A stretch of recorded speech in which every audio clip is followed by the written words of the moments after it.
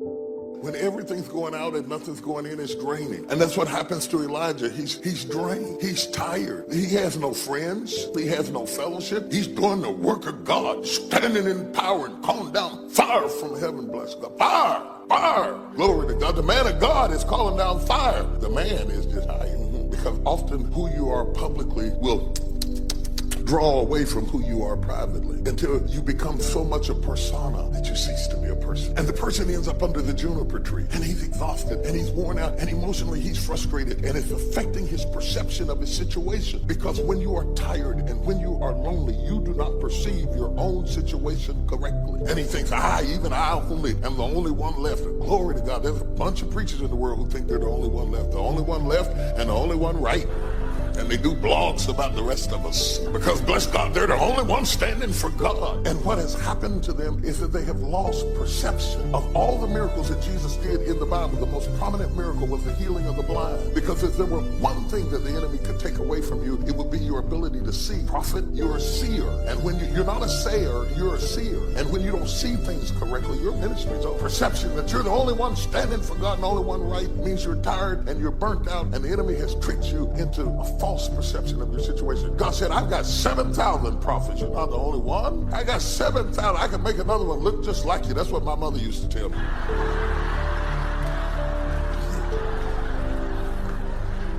She said, I'll beat you to death and tell God you died. That's a terrible thing to tell a child. And if that wasn't enough, she said, me and your daddy have another one look just like you. They won't even know you're gone. I said, dang, mama.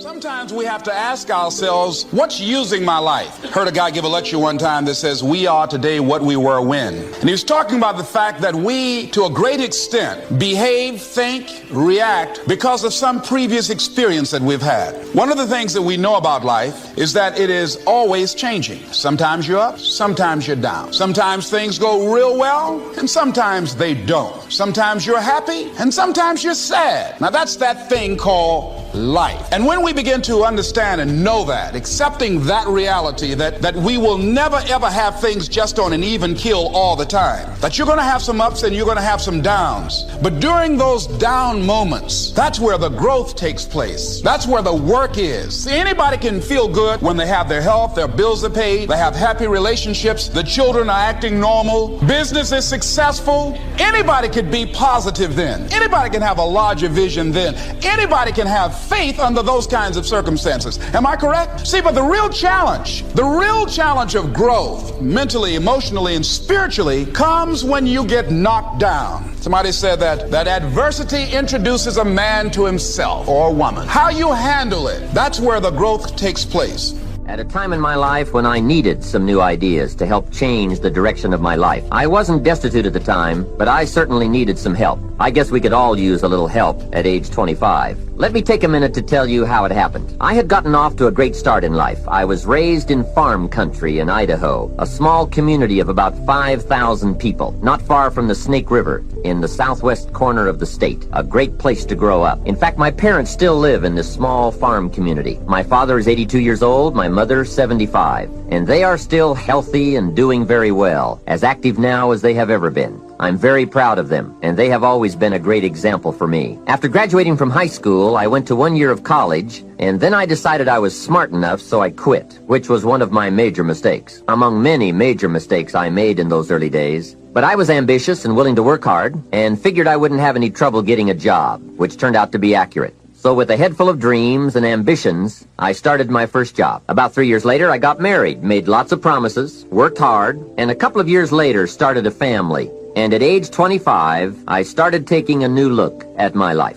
My weekly paycheck amounted to the grand total of $57. I was far behind on my promises, behind on my bills, and discouraged. I was far from making the progress I thought I should have made. I was willing to work hard. That was not my problem. But it was clear that it was going to take more than hard work And I didn't want to wind up at age 60 broke, needing assistance like so many people I saw around me, not in the richest country in the world. So what do you do to change the direction of your life? I thought, well, I should go back to school. 1 year of college doesn't look that good on an application. But now with my family starting, going back to school seemed like a tough decision. I didn't have any money to start my own business. Money was one of my problems. I always had far too much month left over at the end of the money, if you've ever been in that position. I remember one time losing $10 and I was physically ill for 2 days over a $10 bill. Some of my friends tried to be cheerful. They said, look, maybe some poor person who needed it found it. But that was not really helpful. I must admit at that time in my life, benevolence had not yet seized me. I was the person who needed to find $10, not lose 10. So that's where I was at that time in my life, behind on my dreams, and constantly wondering what I could possibly do to change my life for the better. Well, at age 25, good fortune came my way. And many times it's difficult to explain good fortune. Why do unique things happen to you when they do? I don't know. Part of that is a mystery to me. However, my good fortune was meeting a man, a very unique and successful man. His name was Mr. Earl Schoaf. When I met him, I said to myself, I would give anything to be like him. I wonder what it would take. Well, to make a long story short,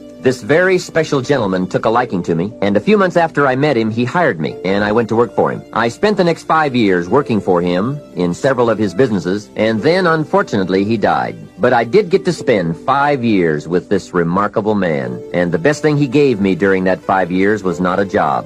The best thing he gave me was the benefit of his philosophy, the fundamentals of living successfully, how to be wealthy, how to be happy. And sure enough, his ideas worked for me. Mad mom and dad are yelling at each other. My mom's saying things to my father. You haven't taken care of us. Pretty painful moment. And the door happens, and I go to open the door, and there's...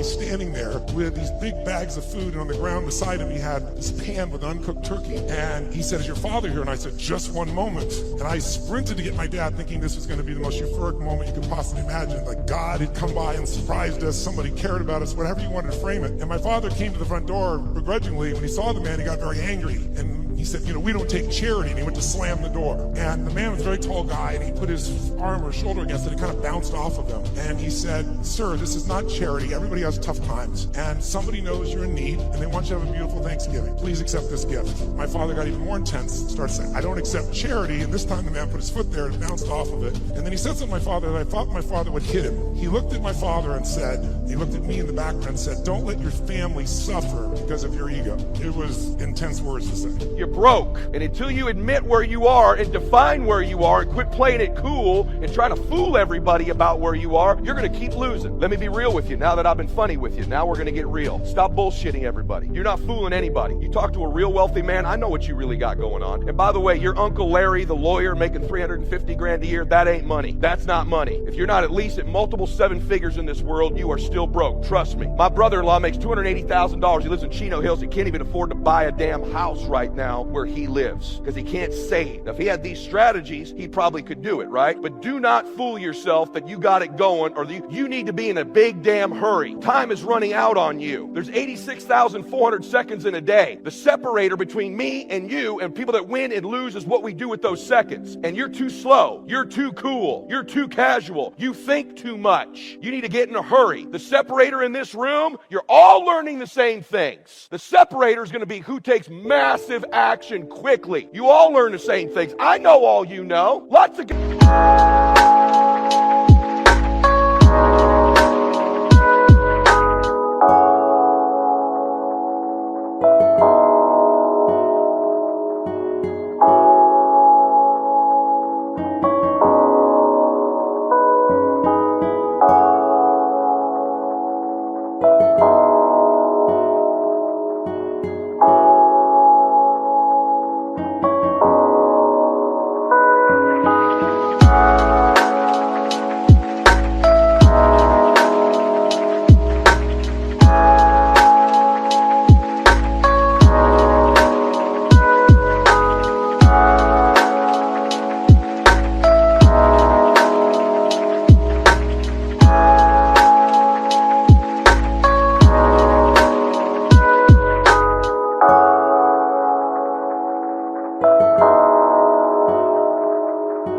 guys know what I know. Why aren't they wealthy? Why don't they have a $40 million jet? Why don't they live oceanfront in Laguna Beach? Why don't they have the most unbelievable homes in the world in Coeur d'Alene, Idaho? Why don't they retire their parents? Why don't, when their daughter breaks their nose, they go to an urgent care and some doofus snaps it back? I go to a $25,000 surgeon, write a check and don't think about it for my kid. And I'm the guy driving the Chrysler LeBaron, man. I'm the guy whose water was turned off. So listen to me. Look at my hands. You stop playing around. I'm looking around this room. Not all of you are 19 years old. Time's running out on you. It's serious. You got a chance to change your damn life with what you're learning here. And not just your life, the lives of your children and grandchildren forever. The choices I made, the work I put in, the difference I've made, my great-great-grandchildren will know the difference. There'll be a portrait of my grandchildren, me and my wife. These are the people that changed our family tree forever. You need to stop letting the damn world push your family around.